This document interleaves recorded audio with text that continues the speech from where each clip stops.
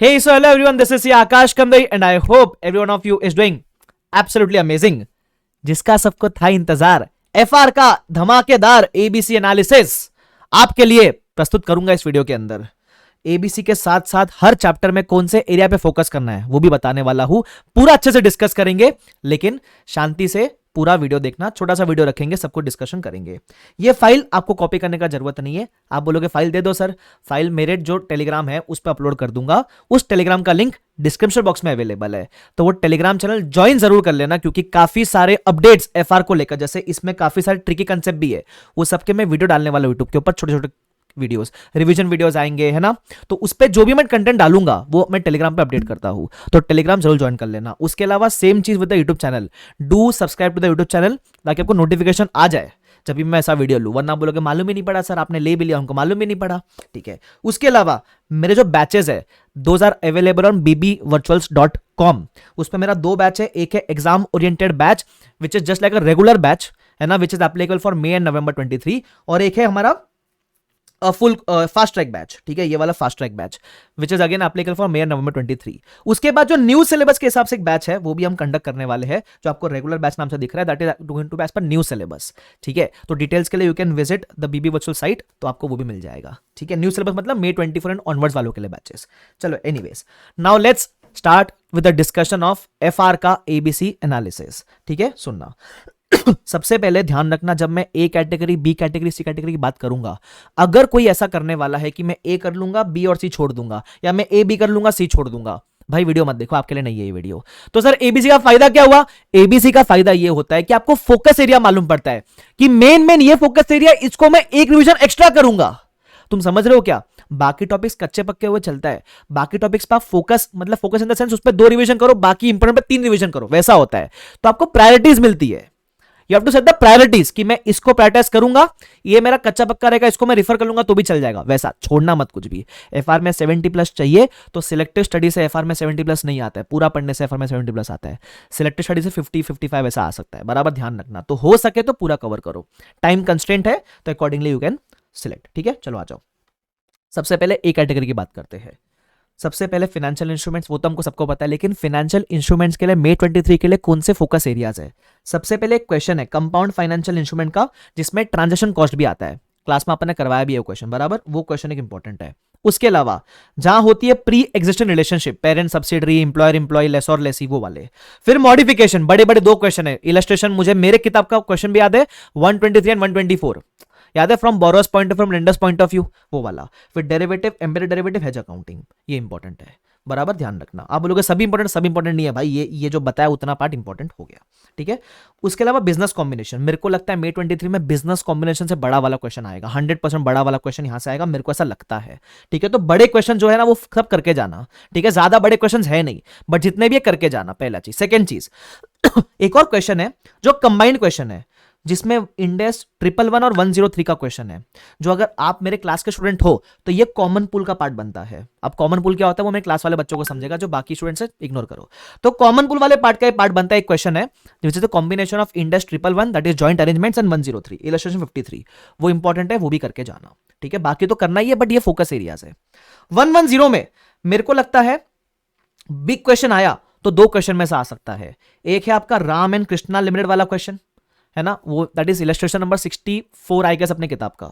और एक जैन 21 का क्वेश्चन था, जो अपने एमटीपी आरटीपी पास्ट पेपर के सेक्शन में एग्जिस्ट करता है, जो जैन 21 के एग्जाम में आता है। रेफरेंस इसलिए दिया ताकि कोई मेरे से ना पढ़ा हो, जिसके बाद दूसरी किताब हो, तो मालूम तो पड़े कौन से क्वेश्चन की बात करो वो। तो बड़े क्वेश्चन में से वो इंपॉर्टेंट है। फिर स्टेप एक्विजिशन के जो क्वेश्चन है वो इंपॉर्टेंट, और disposal with loss of control, without loss of control, उसके क्वेश्चन इंपॉर्टेंट है, बराबर।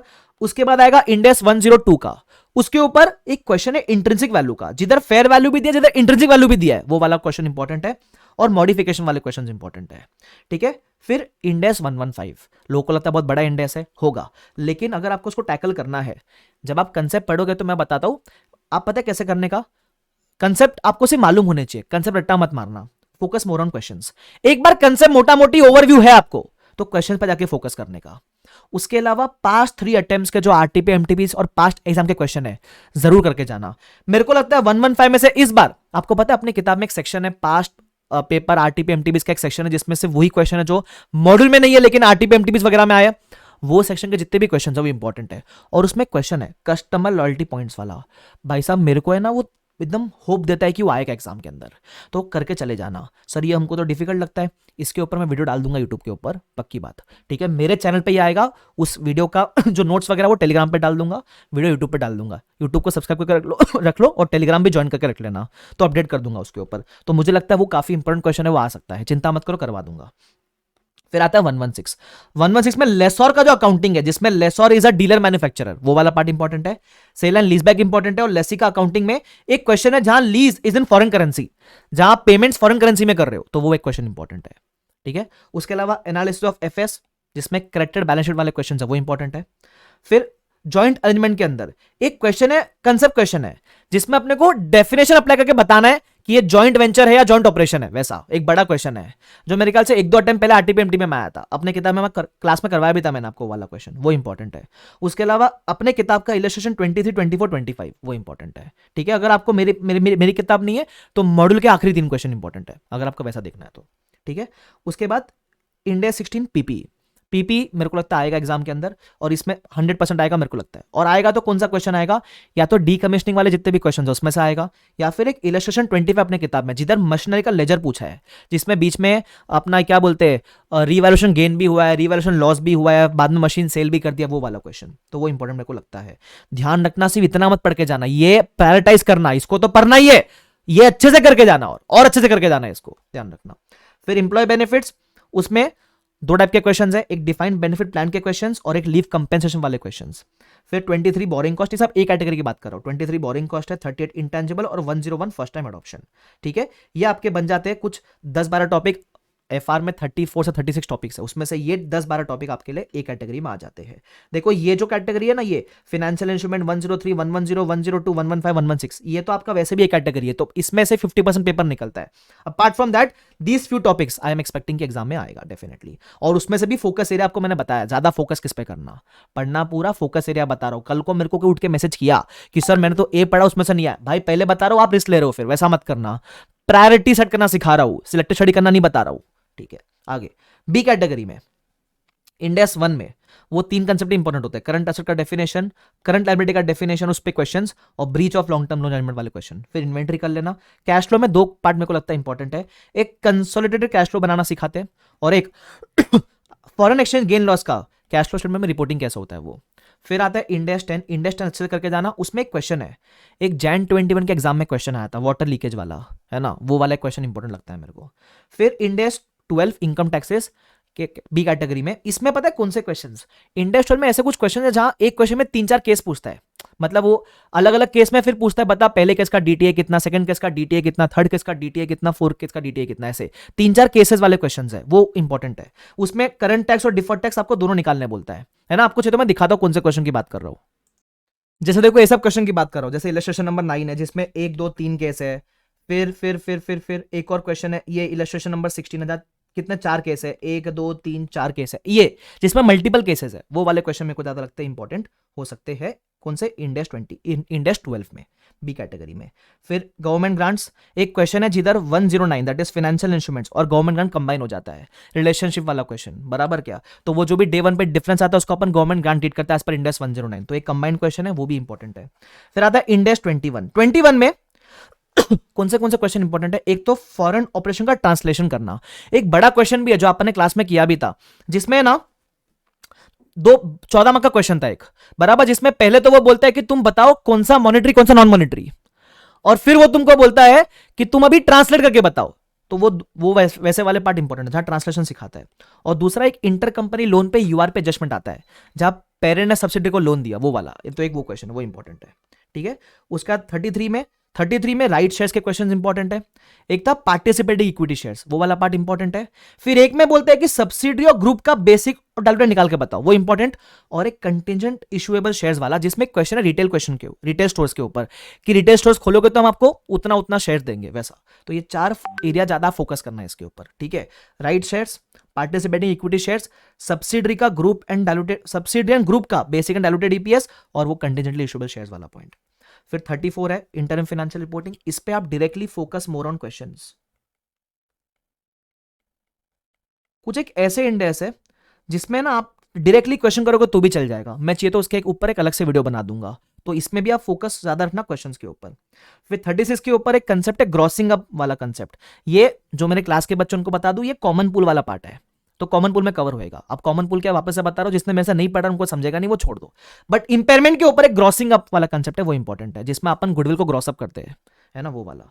फिर 37 प्रोविजंस, 37 वाले इंडेक्स में जो मॉडल के क्वेश्चंस है उसमें इतना मजा नहीं है, लेकिन जो पास 3-4 आइटम के आरटीपी में अगर कुछ क्वेश्चंस दिखे आपको इंडेक्स 37 के, तो वो कर लेना। जैसे मेरे किताब में वो सेक्शन है ना पीछे वाला, एमटीपी आरटीपी पास पेपर का सेक्शन वाला, वो वाले सारे क्वेश्चंस करके चले जाना। 40 में एक क्वेश्चन है जिसमें 40 और 16 कंबाइन होकर आता है, वो 105 कर लेना, सीएसआर कर लेना, ये मेरे को बी कैटेगरी लगती है। अच्छा सीएसआर आप पता है क्यों सकता है, क्योंकि जब नया सिलेबस आएगा मई 24 से, तो सीएसआर निकल जाएगा, तो इसको श्रद्धांजलि देने के लिए कभी भी उठ के आ जाएगा, ये कर लेना, ठीक है। फिर आता है सी कैटेगरी, उसमें टॉपिक है कंसेप्चुअल फ्रेमवर्क, इस पर तो आप डायरेक्टली क्वेश्चंस कर लेना, डायरेक्टली क्वेश्चंस, बराबर, जो भी क्वेश्चंस है वो डायरेक्टली कर लेना, लास्ट में करना। It is just like analysis of financial statements, इसमें पूरे इंडेक्स का ज्ञान लगता है अपने को, तो लास्ट में करोगे चलेगा। फिर इंडेक्स 8, 24, 41, 108, 108 में स्पेसिफिकली बता रहा हूं, एक क्वेश्चन है जिसमें ना फॉर्मेट बेस्ड क्वेश्चन है, जिसमें पूरा ऑपरेटिंग सेगमेंट को आप कैसे फॉर्मेट में रिपोर्ट करोगे, वो एक बड़ा सा क्वेश्चन है, 10 या 8 मार्क का पहले आ भी चुका है वो, तो फॉर्मेट वाला क्वेश्चन बहुत इंपॉर्टेंट है, वो आपको रट्टा ही मारना, याद ही करना होता है, वो करके चले जाना। फिर 113, 27, 28, अच्छा 28 भले सी कैटेगरी में, लेकिन इसमें एक पॉइंट है लॉस मेकिंग एसोसिएट का क्वेश्चन एग्जाम में आ सकता है भाई, वो कब से आरटीपी एमटीपी में कभी तो आया था, फिर मॉडल में भी आ गया एग्जाम आने देर लगेगी नहीं इसको, तो ये वाला पार्ट। और फिर इंटीग्रेटेड रिपोर्टिंग, ठीक है। बस तो ये हमारा एबीसी एनालिसिस था, इस फाइल को मैं डाल दूंगा टेलीग्राम के ऊपर, ठीक है, ज्वाइन कर लेना, यूट्यूब को सब्सक्राइब कर लेना, कुछ दिक्कत है कमेंट कर देना। एबीसी अगर आपको लगता है कि आपके लिए काम का हो सकता है तो ज़रूर कमेंट करके जाना, ताकि मुझे मालूम पड़े कि आपके लिए यूज़फुल था कि नहीं था।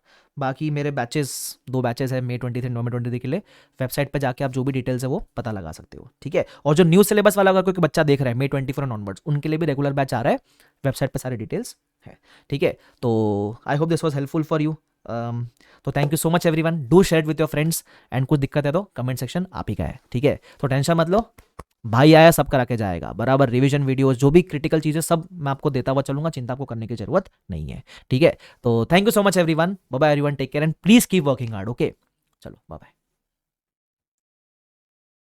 अच्छा एक और चीज आपको अगर अब तक नहीं पता है तो मैं बता दूं, हमारे इंडिया टूर पे आपके शहर में, बराबर तो मैं, Shubham sir, Sankalp sir, Vishal sir and BB sir, आपके चहीते हम सब आ रहे हैं आपके शहर में, बराबर। तो अगर आपको इंडिया टूर पे अगर आपने रजिस्टर कर लिया तो वेरी गुड, रजिस्टर नहीं किया है तो आप कर सकते हो बीबी वर्चुअल्स की वेबसाइट पे।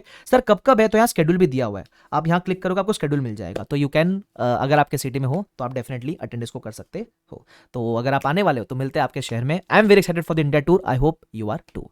तो see you everyone, bye bye everyone, take care, see you all, bye bye.